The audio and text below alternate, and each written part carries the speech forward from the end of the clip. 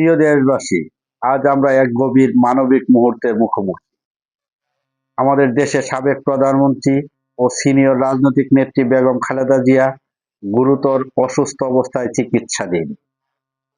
রাজনীতি যাই হোক, মতভেদ যাই থাকুক, মানুষ হিসেবে আমরা সবাই চাই একজন মাকে, একজন নেত্রীকে, একজন মানবিক মানুষকে যেন দ্রুত সুস্থ অবস্থায় ফিরে পেতে পারি। মানবিক কখনো দল দেখে হয় না, মতাদর্শ দেখে না, অসুস্থতা কারো শত্রু মিত্র চিনে আসে না, শুধু আমাদের মনে করিয়ে দেয় যে জীবন কতটা ক্ষণস্থায়ী আর পারস্পরিক সহমর্মিতা কতটা জরুরি। আজ বেগম জিয়ার শারীরিক অবস্থা আমাদের জাতিকে একত্রে ভাবতে বাধ্য করছে। এ মুহূর্তে রাজনৈতিক প্রতিদ্বন্দ্বিতা নয়, প্রয়োজন মানবিক প্রার্থনা, শুভকামনা এবং জাতীয় ঐক্যের মনোভাব।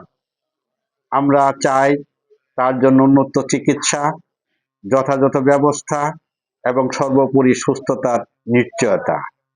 আসুন আমরা আজ সকল বিভাজন ভুলে কেবল মানুষ হিসেবে একটি প্রার্থনায় যুক্ত হই।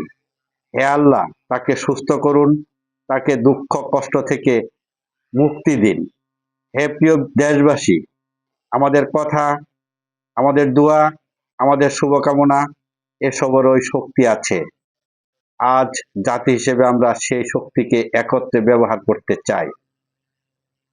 বেগম জিয়া যেন দ্রুত সম্পূর্ণ সুস্থ হয়ে আবার স্বাভাবিক জীবন ফিরে আসতে পারেন, এই কামনা করি।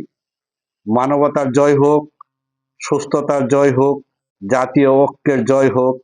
ধন্যবাদ সবাইকে।